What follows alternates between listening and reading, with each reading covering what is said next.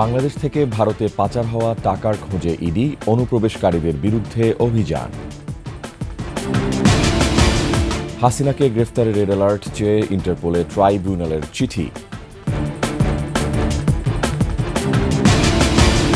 মাদক সাম্রাজ্যের সম্রাট শম্ভু রিমান্ডে, সম্পদ বেড়েছে ২৬ গুণ। নতুন ২ উপদেষ্টার পদত্যাগ চেয়ে আইনি নোটিশ, বিতর্কিতদের না রাখার আহ্বান বিএনপির। শেখ মুজিবের ছবি নামানোর বিরুদ্ধে মন্তব্য করে ২ ঘণ্টা পর দুঃখ প্রকাশ করলেন রিজভী।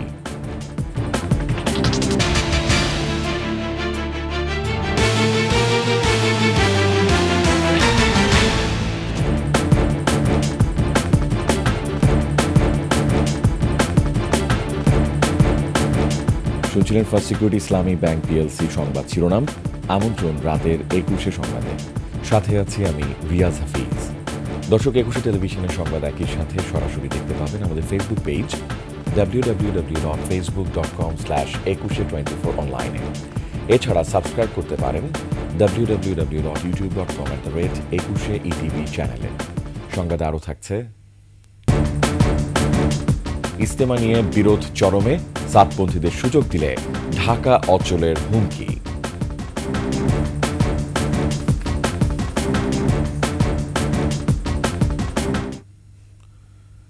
বাংলাদেশ থেকে পাচার হওয়া টাকা আর অনুপ্রবেশকারীদের খোঁজে ভারতের পশ্চিমবঙ্গ ও ঝাড়খণ্ড রাজ্যে অভিযান চালিয়েছে দেশটির কেন্দ্রীয় তদন্তকারী সংস্থা এনফোর্সমেন্ট ডিরেক্টরেট ইডি। ঝাড়খণ্ড ও পশ্চিমবঙ্গে এ অভিযান চালানো হয়। বাংলাদেশে হাসিনা সরকার পতনের পর থেকে আওয়ামী লীগ নেতাকর্মীরা সহ প্রভাবশালী অনেকেই বৈধ অবৈধ উপায়ে আশ্রয় নিয়েছে ভারতে। রাতারাতি দেশ ত্যাগ করলেও ভারতে এসে কেউই নেই আর্থিক সংকটে। পরিচিত ও আত্মীয় স্বজনের মাধ্যমে ভারতে আগে থেকেই গড়ে তোলা সম্পদ ও বর্তমানে বাংলাদেশ থেকে হুন্ডির মাধ্যমে নিয়ে যাওয়া টাকায় বহাল তবিয়তে আছেন তারা। আফসানা নীলার ডেস্ক রিপোর্ট। বাংলাদেশ থেকে শত শত কোটি টাকা ভারতে পাচারের অভিযোগে দেশটির অন্তত ১৭ জায়গায় মঙ্গলবার সকাল থেকে শুরু হয় ভারতের কেন্দ্রীয় তদন্তকারী সংস্থা এনফোর্সমেন্ট ডিরেক্টরেট ইডির অভিযান। পশ্চিমবঙ্গের ১২টি জায়গায় চলে এ অভিযান।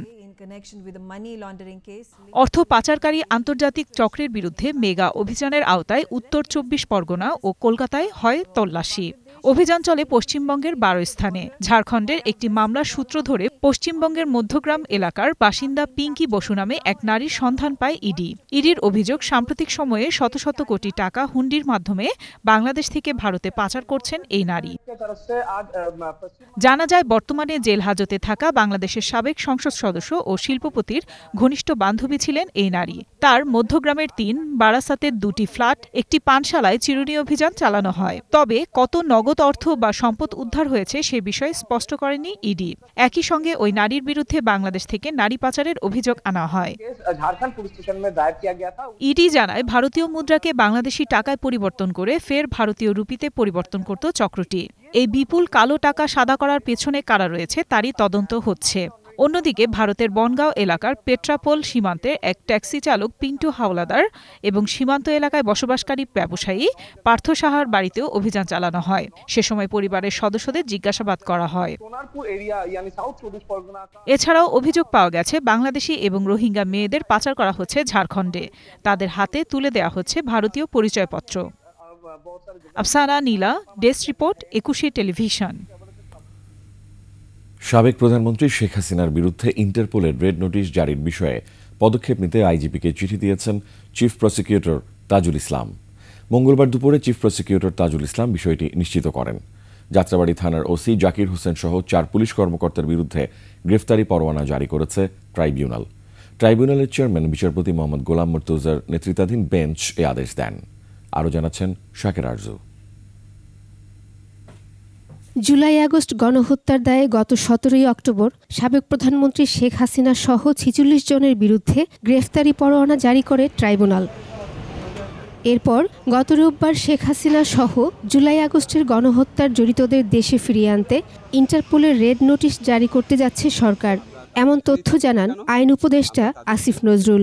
আন্তর্জাতিক অপরাধ ট্রাইব্যুনালের পুরাতন ভবনের সংস্কার কাজ পরিদর্শন শেষে সাংবাদিকদের এসব কথা জানিয়েছিলেন তিনি। সর্বোচ্চ আন্তরিকতা নিয়ে কাজ করব। এই বিষয়ে মঙ্গলবার চিফ প্রসিকিউটর জানান, শেখ হাসিনাকে গ্রেফতারে ইন্টারপোলের রেড নোটিশ জারির বিষয়ে পদক্ষেপ নিতে আইজিপিকে চিঠি দেওয়া হয়েছে। শেখ হাসিনা তাকে আন্তর্জাতিক আইন অনুযায়ী ইন্টারপোলের যে ব্যবস্থা আছে, যে সিস্টেম আছে, সেই সিস্টেমের কাছে চিফ প্রসিকিউটরের অফিস থেকে আমরা রিকোয়েস্ট পাঠিয়েছি যে তিনি যেহেতু মানবতা বিরোধী অপরাধ সংগঠনের অভিযোগে অভিযুক্ত, তার বিরুদ্ধে গ্রেপ্তারি পরোয়ানা পেন্ডিং আছে, কিন্তু বাংলাদেশের জুরিসডিকশনের বাইরে তিনি চলে গেছেন। সেই কারণে আন্তর্জাতিক পুলিশিং সংস্থা হিসাবে ইন্টারপোল যাতে তাকে গ্রেপ্তার করার ব্যবস্থা নেয় এবং অন্তত তার ব্যাপারে রেড অ্যালার্ট জারি করে, সেই ব্যাপারে আমরা রিকোয়েস্ট পাঠিয়েছি। এদিকে যাত্রাবাড়িতে গণহত্যা, লাশ গুম, আলামত নষ্টের ঘটনায় যাত্রাবাড়ি থানার ওসি জাকির হোসেন সহ 4 পুলিশ কর্মকর্তার বিরুদ্ধে গ্রেফতারি পরোয়ানা জারি করেছে ট্রাইব্যুনাল। একটা তরুণকে আহত অবস্থায় তার আরেক সহকর্মী যখন তাকে উদ্ধার করে নিয়ে যাচ্ছিল, সে তখন বেঁচে ছিল, খুব স্বাভাবিক অবস্থা, তার পায়ে গুলি আহত ছিল সামান্য। সেই ছেলেটিকে কাছে থেকে যে বুকে গুলি করে হত্যা নিশ্চিত করে এবং পরবর্তীতে তার লাশকেও আবার নানানভাবে বিকৃত করে, সেটা হচ্ছে যাত্রাবাড়ি থানার তদানীন্তন ওসি তদন্ত জাকির হোসেন। চিফ প্রসিকিউটর জানান, কোনো নির্দোষ পুলিশ অফিসারকে হয়রানি করা হবে না, তবে কোনো দোষী পুলিশ অফিসারকেও ছাড় দেওয়া হবে না বলে হুঁশিয়ারি দেন তিনি। কোনো নির্দোষ পুলিশ অফিসারকে হয়রানি করা হবে না।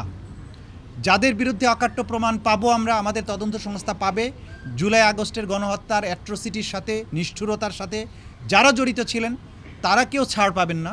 এদিকে এনটিএমসির সাবেক মহাপরিচালক জিয়াউল আহসানকে জিজ্ঞাসাবাদের জন্য অনুমতি চেয়ে আবেদন করলে ট্রাইব্যুনাল অনুমতি দেন। তিনি অলরেডি আমাদের এই ট্রাইব্যুনালের আদেশে গ্রেপ্তারকৃত আছেন। তার কাছ থেকে আমাদের জিজ্ঞাসাবাদ করা দরকার কাদের মাধ্যমে তিনি এই হত্যাকাণ্ডগুলো ঘটিয়েছেন। শাকেরা আরজু, একুশে টেলিভিশন, ঢাকা। ভারত আন্তরিক না হলে শুধুমাত্র ইন্টারপোলের রেড নোটিশ জারি করে শেখ হাসিনাকে দেশে ফিরিয়ে আনা সহজ হবে না, এমন মত দিয়েছেন পুলিশের সাবেক কর্মকর্তারা। পাশাপাশি বিভিন্ন গুরুতর অপরাধে পলাতক দেখিয়ে যাদের নামে এখনও এই সংস্থার রেড নোটিশ ঝুলছে তা আইনিভাবে সংশোধনের সুযোগ রয়েছে। দীপু শিকদারের রিপোর্ট। ইন্টারপোল আন্তর্জাতিক পুলিশ সংস্থা, এর সদস্য 196টি রাষ্ট্র। আর রেড নোটিশ হল আন্তঃরাষ্ট্র অপরাধীদের আটকের সহায়তা চেয়ে সর্বোচ্চ ওয়ারেন্ট।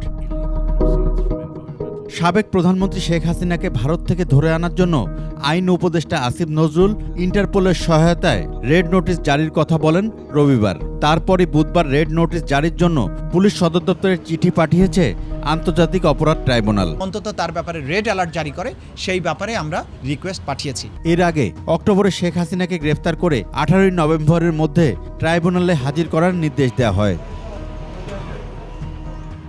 তথ্য বলছে, এর আগেও ইন্টারপোলের মাধ্যমে বিভিন্ন অভিযোগে অভিযুক্ত 17 বাংলাদেশিকে দেশে ফেরত আনা হয়। কিন্তু শেখ হাসিনাকে কি রেড নোটিশের মাধ্যমে ফেরত আনা সম্ভব? সদস্য দেশগুলো বাধ্য নয় রেড নোটিশের প্রেক্ষিতেই তাকে অ্যারেস্ট করা। এখন এক হলো যে সেই দেশের সদস্য থাকতে হবে ভারতের, আর দ্বিতীয় হলো যে বন্দি বিনিময় চুক্তির যে আছে দুই দেশের মধ্যে, এক্সট্রাডিশন ট্রিটি, সেটা কার্যকরেও দুই দেশের সমান সদিচ্ছা থাকতে হবে। শুধুমাত্র তখনই সম্ভব তাকে ফিরিয়ে আনা। এটা কোনো অ্যারেস্ট ওয়ারেন্ট না, এটা মাত্র হোস্ট কান্ট্রি তাকে চাচ্ছে।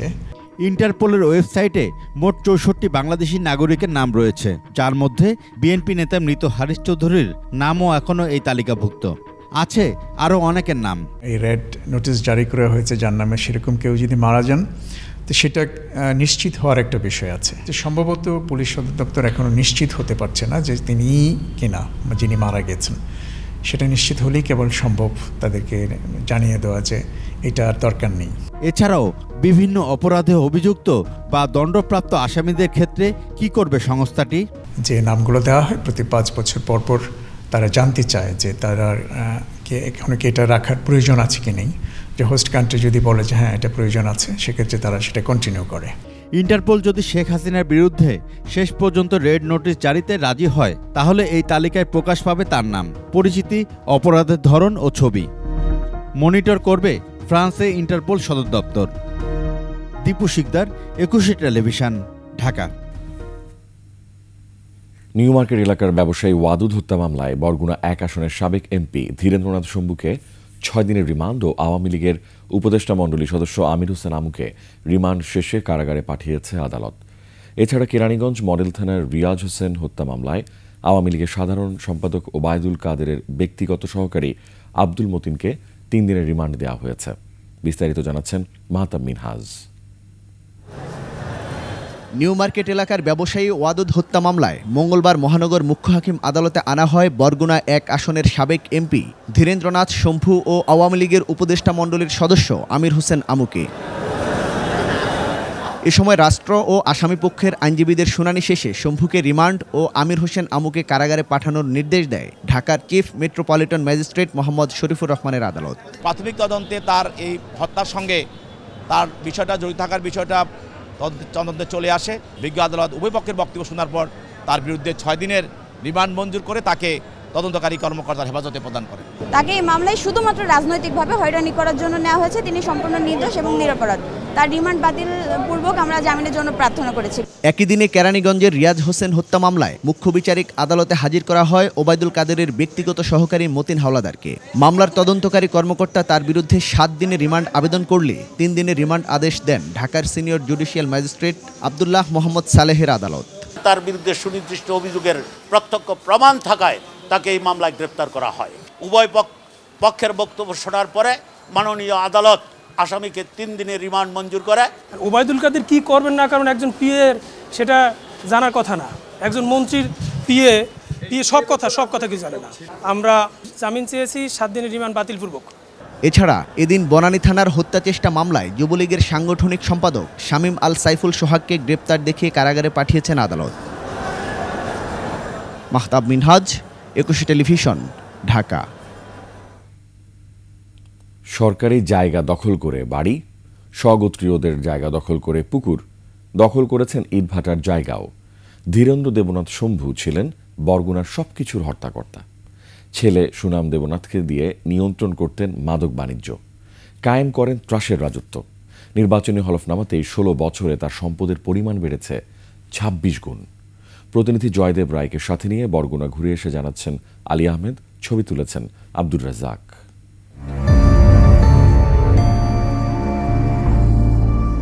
শিল্প কারখানা দালান কোটার চাকচিক্য না থাকলেও শান্তির জনপদ ছিল দেশের দক্ষিণাঞ্চলের জেলা বরগুনা। গত ১৬ বছর সেই শান্ত জনপদে অশান্তির ছায়া হয়ে কালো মেঘে ঢেকে দেয় বরগুনা ১ আসনের সাবেক সংসদ সদস্য ধীরেন্দ্র দেবনাথ শম্ভু। শহরের পশ্চিম বরগুনা এলাকায় উপজেলা পরিষদের নাকের ডগায় তাদেরই ৪৫ শতক জমি দখল করে বাড়ি নির্মাণ করে শম্ভু। তিনি যখন এই বরগুনাতে থাকতেন এই বাসভবনেই থাকতেন। এটিও আসলে তার দখল করা জায়গা বলে অভিযোগ রয়েছে।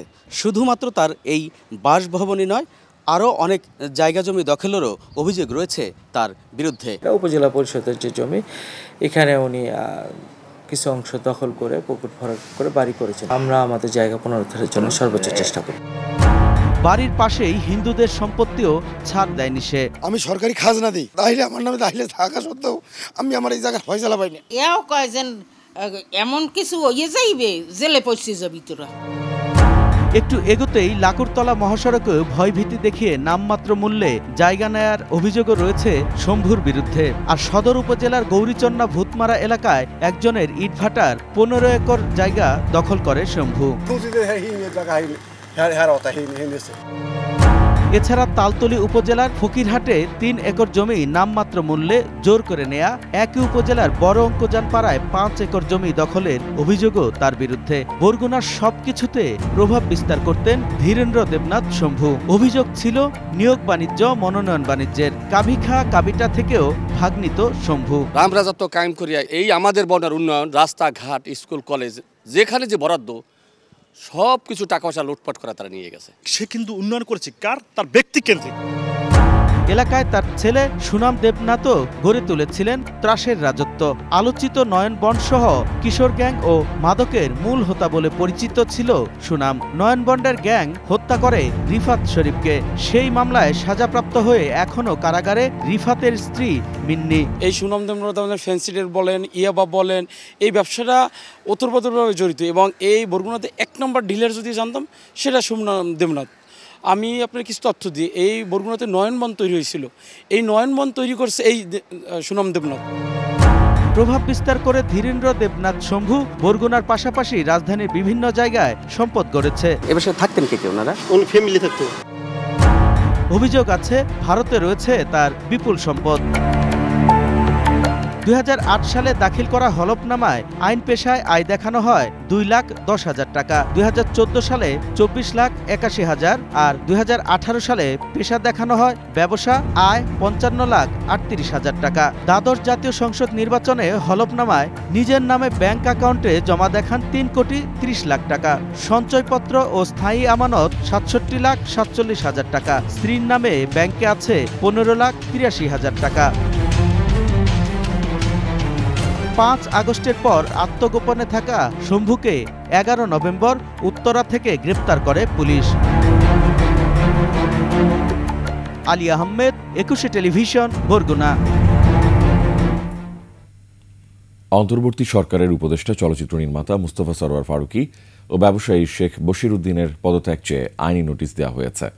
মঙ্গলবার অন্তর্বর্তী সরকারের প্রধান উপদেষ্টা ড মোহাম্মদ ইউনূসকে এ নোটিশ পাঠিয়েছেন ঢাকা জজ কোর্টের আইনজীবী মোহাম্মদ শফিকুল ইসলাম সবুজ খান। নোটিশ পাওয়ার 3 দিনের মধ্যে তাদের পদত্যাগ কার্যকর করতে বলা হয়েছে। তাদের মধ্যে ফ্যাসিস্ট সরকারের উপাদান আছে বলে দাবি করেছেন তিনি। বিতর্কিত ব্যক্তিদের উপদেষ্টা পরিষদে না রাখার আহ্বান জানিয়েছেন বিএনপি মহাসচিব মির্জা ফখরুল ইসলাম আলমগীর। বিকেলে লালমনিরহাটে বিএনপি আয়োজিত শহীদ জিয়া ফুটবল টুর্নামেন্টের উদ্বোধন করে তিনি একথা বলেন। এ সময় তিনি বলেন, নির্বাচন ব্যবস্থা, সংবিধান সহ অন্যান্য সংস্কার যেন ভালোভাবে করতে পারে তার জন্য অন্তর্বর্তী সরকারকে সময় দেওয়া প্রয়োজন। গত 16 বছর আওয়ামী লীগ ফ্যাসিবাদী শাসন চালিয়ে রাজনৈতিক ও অর্থনৈতিক কাঠামোকে পুরোপুরি ধ্বংস করার পাশাপাশি গণতন্ত্রের আকাঙ্ক্ষাকেও ধ্বংস করেছে বলে মন্তব্য করেন তিনি। তিনি বলেন, নিত্যপণ্যের দাম নাগালের মধ্যে রাখতে সরকারকে দ্রুত পদক্ষেপ নেওয়া জরুরি।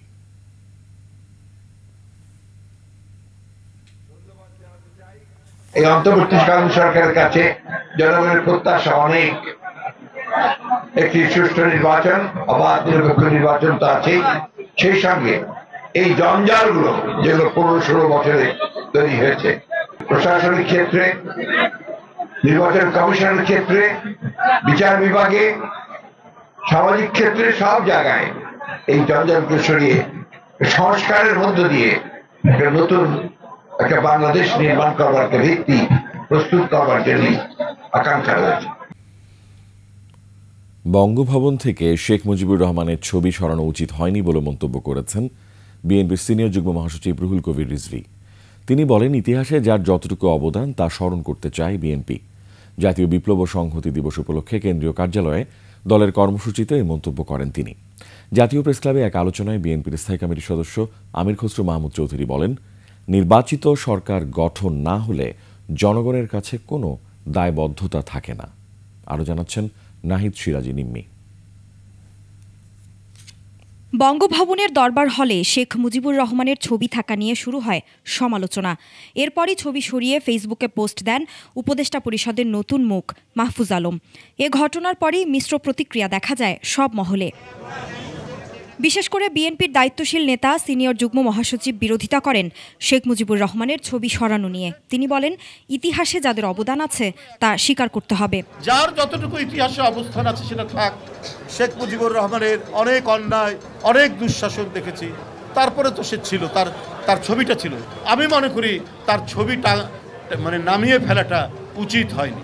জাতীয় প্রেস ক্লাবে এক আলোচনা সভায় বিএনপির স্থায়ী কমিটির সদস্য আমির খসরু মাহমুদ চৌধুরী সংস্কার সহ আরও চলমান বিষয় নিয়ে কথা বলেন। সংস্কারের মাধ্যমে একটি নতুন বাংলাদেশ গড়ার প্রত্যয় শেখ হাসিনার পতনের অনেক আগে থেকে বিএনপি করেছে। জনাব তারেক রহমান সাহেব 1 বছরের অধিক বেশি সময়ে 31 পয়েন্ট সংস্কারের প্রস্তাব দিয়েছেন।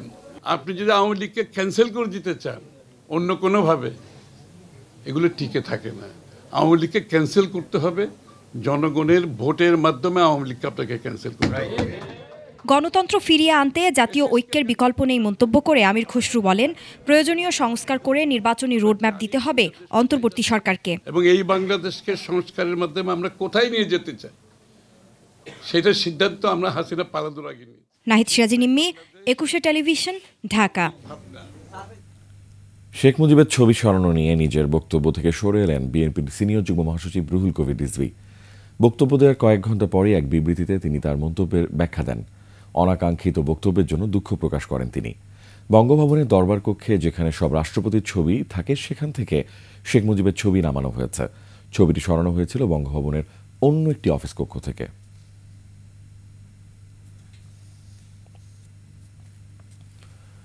বৈষম্য বিরোধী ছাত্র আন্দোলনের সমন্বয়ক হাসনাত আবদুল্লাহ দাবি করেছেন, দেশে রাজনীতিবিদরা হাত মেলাচ্ছে, তাই বিপ্লবীদের ফাঁসির দড়ি এগিয়ে আসছে। নিজের ফেসবুকে দেয়া এক পোস্টে হাসনাত লিখেছেন, রাজনৈতিক বন্দোবস্ত এবং ফ্যাসিবাদের বিরুদ্ধে এক দফা হয়েছিল, কিন্তু এই সংবিধানের বিরুদ্ধে আন্দোলন করা একটি দলের মাঝে এখন একটি প্রীতি দেখা যাচ্ছে। তারা বলছে শেখ মুজিবের ছবি সরানো ঠিক হয়নি, মোস্তাকের সঙ্গেও তুলনা করা হচ্ছে। এই বিষয়গুলো দুঃখজনক বলে মন্তব্য করেন তিনি।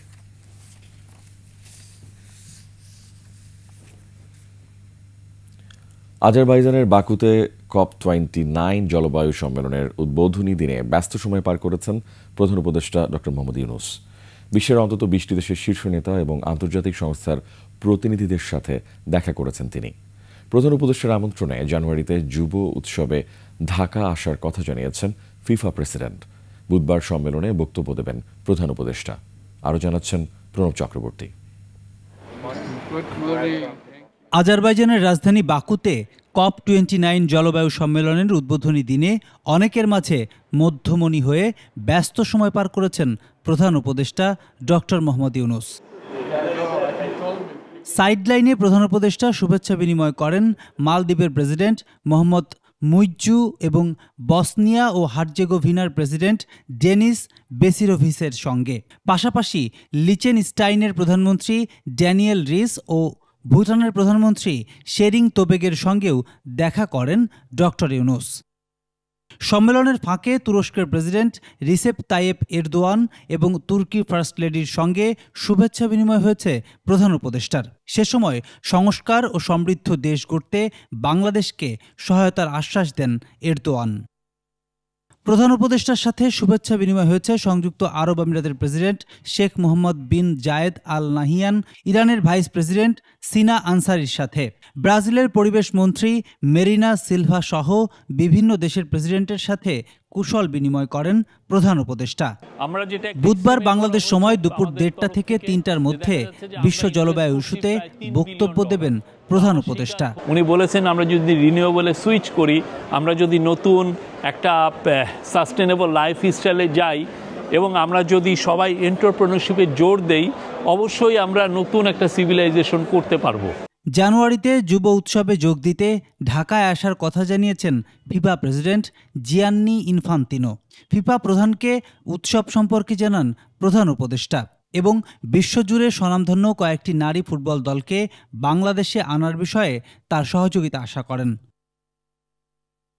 বাকুর রিটস কার্লটন হোটেলে দেখা করেছেন আল আজহার বিশ্ববিদ্যালয়ের গ্র্যান্ড ইমাম ডক্টর আহমেদ আল তায়েব। ডক্টর ইউনূসকে এ বিশ্ববিদ্যালয়ে বক্তব্য দেওয়ার আহ্বান জানান আহমেদ আল তায়েব।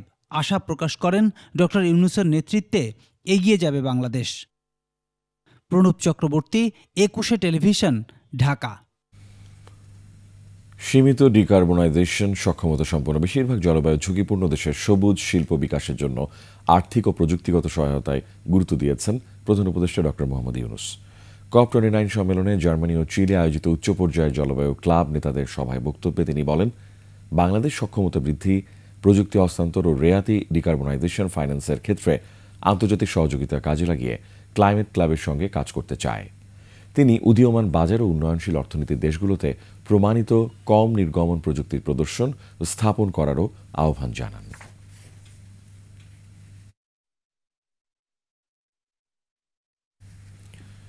নিচু সংবাদ বিরতি, যখন ফিরছি তখন থাকছে।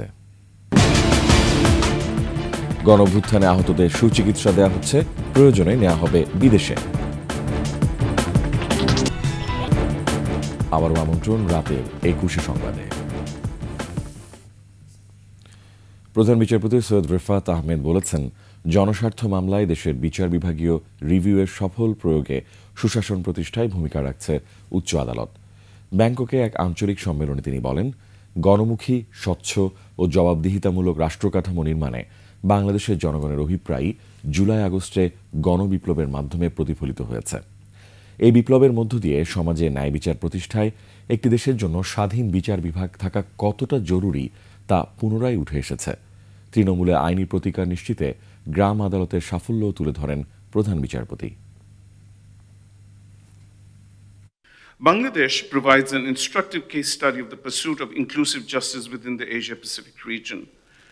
The country's diverse socio-economic circumstances, political landscape, and cultural context underscore the imperative for tailored approaches to guarantee justice for all. In Bangladesh, village courts have revitalized the historical tradition of community-based justice, significantly enhancing access to legal remedies at the grassroots level. সাবেক সামরিক উপদেষ্টা তারেক আহমেদ সিদ্দিকী, সাবেক RAB কর্মকর্তা জিয়াউল আহসান সহ 9 জনের বিরুদ্ধে আন্তর্জাতিক অপরাধ ট্রাইব্যুনালে অভিযোগ দায়ের করেছেন র্যাবের হাতে গুলিবিদ্ধ হয়ে পা হারানো ঝালকাঠির লিমন। মঙ্গলবার আন্তর্জাতিক অপরাধ ট্রাইব্যুনালের চিফ প্রসিকিউটর কার্যালয়ে লিমন নিজে এসে অভিযোগ দায়ের করেন। পরে তিনি বলেন, শেখ হাসিনা সরকারের আমলে ন্যায় বিচার পাননি, বর্তমানে ন্যায় বিচারের আশা নিয়ে ট্রাইব্যুনালে অভিযোগ দায়ের করেছেন। 2011 সালের 23 মার্চ বিকেলে ঝালকাঠির রাজাপুর উপজেলার জমাদ্দার হাটে র্যাব সদস্যরা লিমনকে ধরে নিয়ে পায়ে গুলি করেন। এর কয়েকদিন পর ঢাকার পঙ্গু হাসপাতালে চিকিৎসকরা তার বাম পা কেটে ফেলতে বাধ্য হন। চিকিৎসাধীন অবস্থায় পড়াশোনা করে তিনি বর্তমানে সাভারের গণবিশ্ববিদ্যালয়ে শিক্ষকতা করছেন।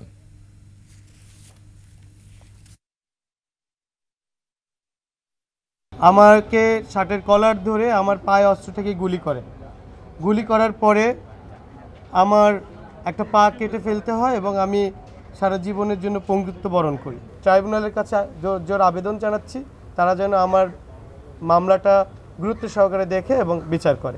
সর্বশেষ আন্তর্জাতিক অপরাধ ট্রাইব্যুনাল দ্রুত বিচার কার্য সম্পন্ন করে অপরাধীর শাস্তি ও আমার ক্ষতিপূরণের দাবি জানাচ্ছি।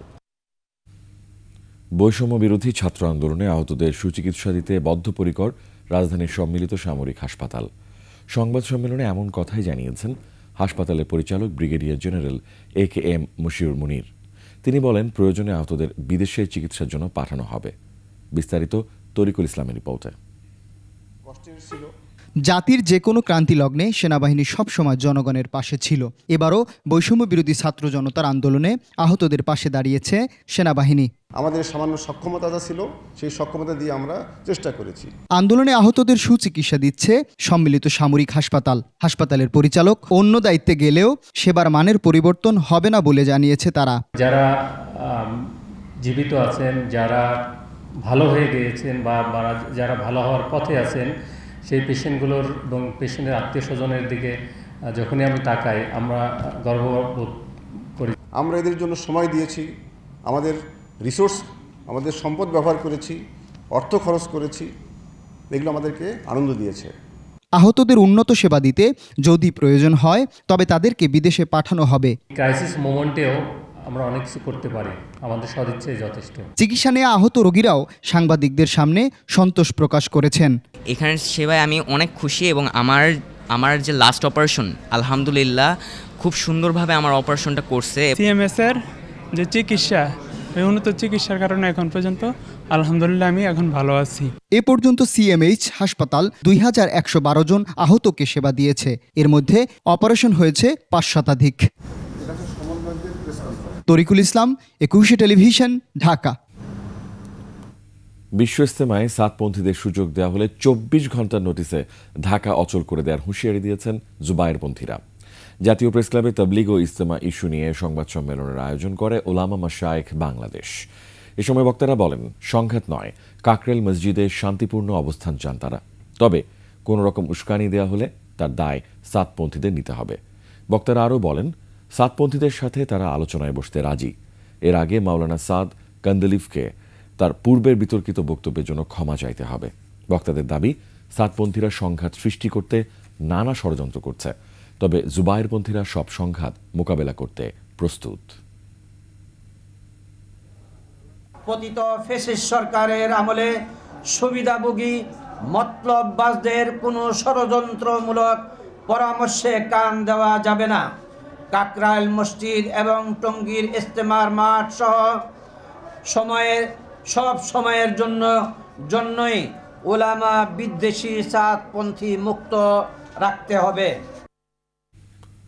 বিশ্ব ইজতেমা নিয়ে তাবলিগ জামাতে তীব্র হচ্ছে বিভক্তি ও দ্বন্দ্ব। জুবায়েরপন্থীরা বলছেন মাওলানা সাদকে বাংলাদেশে প্রবেশে প্রতিহত করা হবে। অন্যদিকে যে কোনো মূল্যে কাকরাইল মসজিদে অবস্থান নিতে চায় সাদ অনুসারীরা। তাবলিগ জামাতের এই দ্বন্দ্বকে ভালো চোখে দেখছেন না সাধারণ মুসল্লিরা। যে কোনো অপ্রীতিকর সংঘাতের আগেই আলোচনার মাধ্যমে বিরোধ মীমাংসার দাবি তাদের। মানিক শিকদারের রিপোর্ট।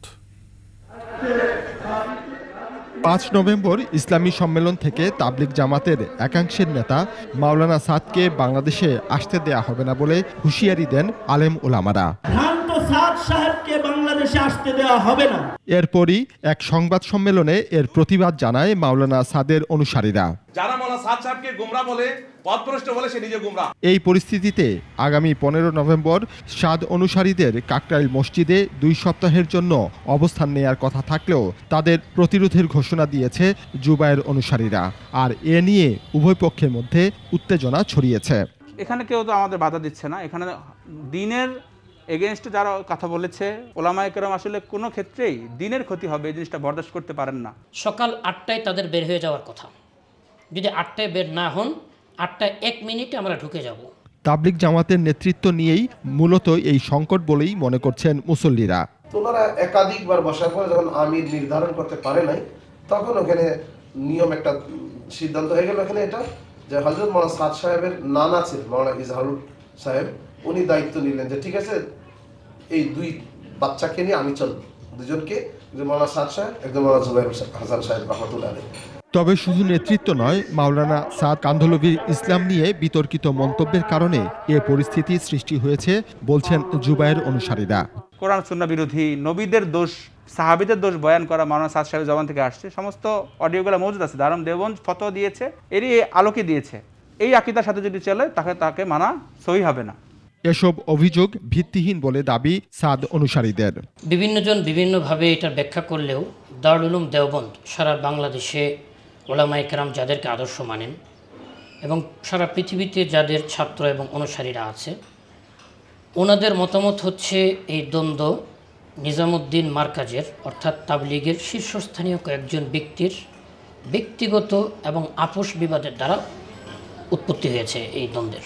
তবে মুসল্লিরা বলছেন মাওলানা সাদ ও মাওলানা জুবায়েরের মধ্যে বিতর্ক না থাকলেও এ বিরোধ কেবল বাংলাদেশেই বিদ্যমান। এই দুইজনের মধ্যে কোনোদিন আমরা কোনো মতপার্থক্য, কোনো কটু কথা, একজন আরেকজনের বিরুদ্ধে কোনো কটাক্ষ কথা আমরা কখনোই দেখিনি।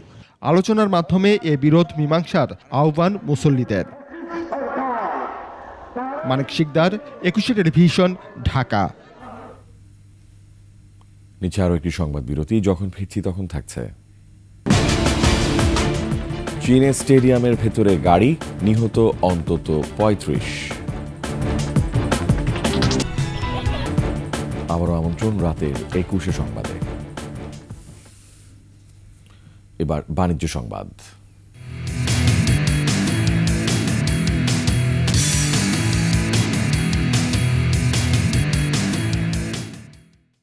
সারা দেশে চলছে গ্লোবাল ইলেকট্রনিক্স ব্র্যান্ড ওয়ালটনের ডিজিটাল ক্যাম্পেইন সিজন 21। এই সিজনের ডাবল মিলিয়ন অফারে এবার ওয়ালটন রেফ্রিজারেটর কিনে 20 লাখ টাকা পেলেন মেহেরপুরের কলেজ শিক্ষার্থী রাশেদ আলী। রাশেদ আলী ও তার পরিবারের সদস্যদের হাতে চেক তুলে দেন ওয়ালটনের সিনিয়র এক্সিকিউটিভ ডিরেক্টর চিত্রনায়ক আমিন খান। অন্যান্যের মধ্যে ওয়ালটনের সিনিয়র এক্সিকিউটিভ ডিরেক্টর ও ডিস্ট্রিবিউটর নেটওয়ার্কে head of sales Firoz Alam সহ কর্মকর্তারা উপস্থিত ছিলেন। এর আগে ওয়ালটনের ফ্রিজ কিনে 20 লাখ টাকা পেয়েছিলেন দিনাজপুরের মোটর শ্রমিক রানা ইসলাম।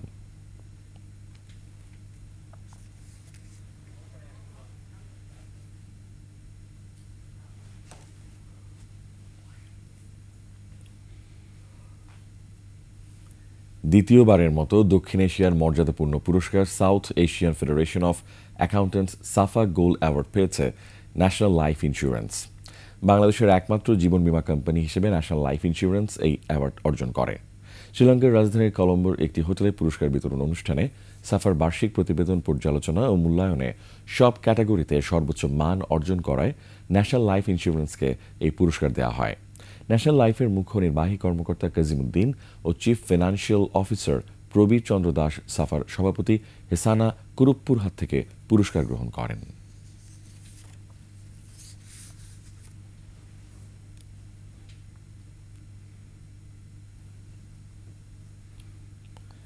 সোনালী লাইফ ইন্স্যুরেন্স আন্তর্জাতিক সংবাদ।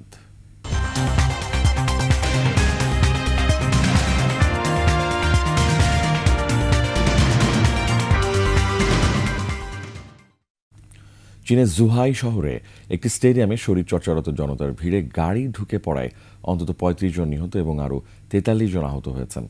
সোমবার এই ঘটনা ঘটে বলে জানিয়েছে কর্তৃপক্ষ। শহরে বাড়তি নিরাপত্তার মধ্যেও এই ঘটনা ঘটল। শহরটি বড় ধরনের বেসামরিক ও সামরিক এয়ার শো হচ্ছে।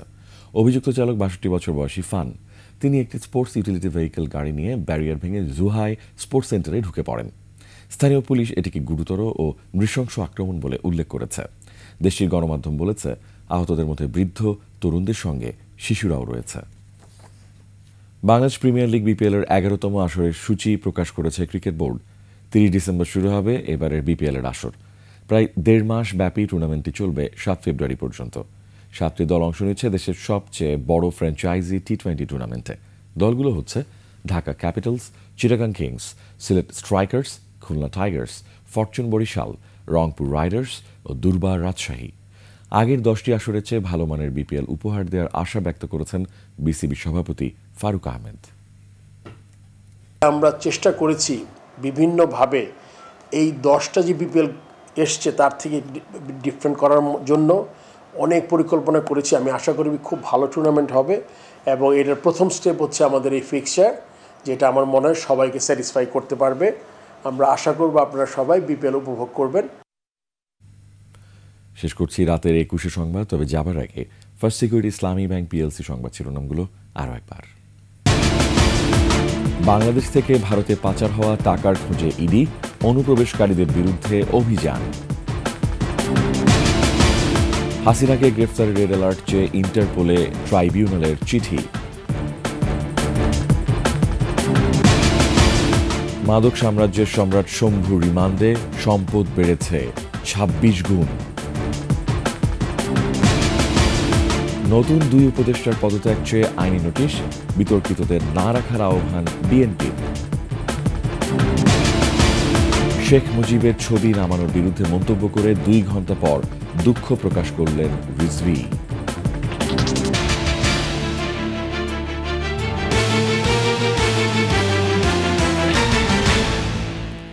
সর্বশেষ সংবাদ জানতে ডায়াল করুন 2021 নম্বরে আর ভিজিট করুন 21ersTV.com ওয়েবসাইটে। ফেসবুকে ভিজিট করতে পারেন www.facebook.com/2124 অনলাইনে। এছাড়া সাবস্ক্রাইব করতে পারেন www.youtube.com/21etv চ্যানেলে। এতক্ষণ সঙ্গে থাকার জন্য অসংখ্য ধন্যবাদ। আমাদের পরবর্তী সংবাদ রাত ১টায় দেখার আমন্ত্রণ রইল। 21-এর সাথেই থাকুন। শুভরাত্রি।